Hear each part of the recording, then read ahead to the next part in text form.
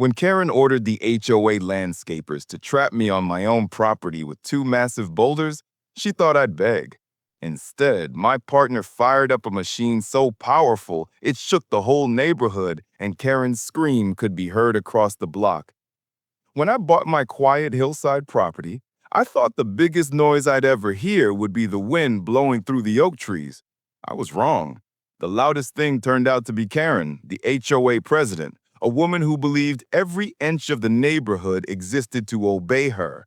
The trouble started when she decided my non-compliant gravel driveway was an eyesore.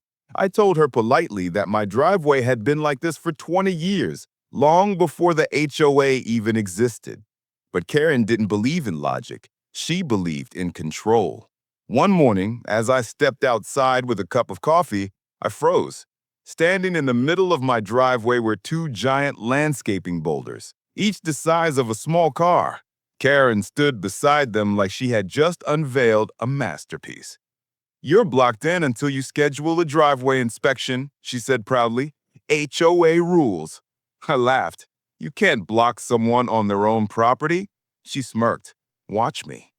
That was her biggest mistake, because what she didn't know was that my partner, Claire, operated heavy machinery for a living: excavators, loaders, and Karen's soon-to-be worst nightmare, a 20-ton bulldozer. When I called Claire, she didn't say a word. She just said, "On my way." 30 minutes later, the ground trembled as Claire rumbled up the road in a massive yellow dozer, the engine growling like a beast waking up from a long sleep. Neighbors peeked out from behind curtains. Karen marched toward us, waving a clipboard like it could stop a machine that could flatten her minivan. "That machinery is not permitted on HOA property," she shrieked. "Good thing this is my property," Claire said, grinning as she lowered the ripper.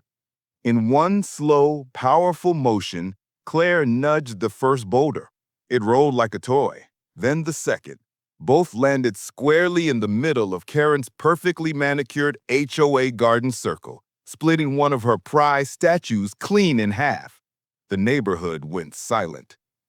Later that afternoon, the county sheriff arrived, only to tell Karen that blocking a homeowner's access was illegal. She received a fine. HOA had to pay for removal, repairs, and damages. And Claire? She got free cookies from every neighbor on the street for a week. I am Liam, and trust me, the next HOA story is even worse. Subscribe now.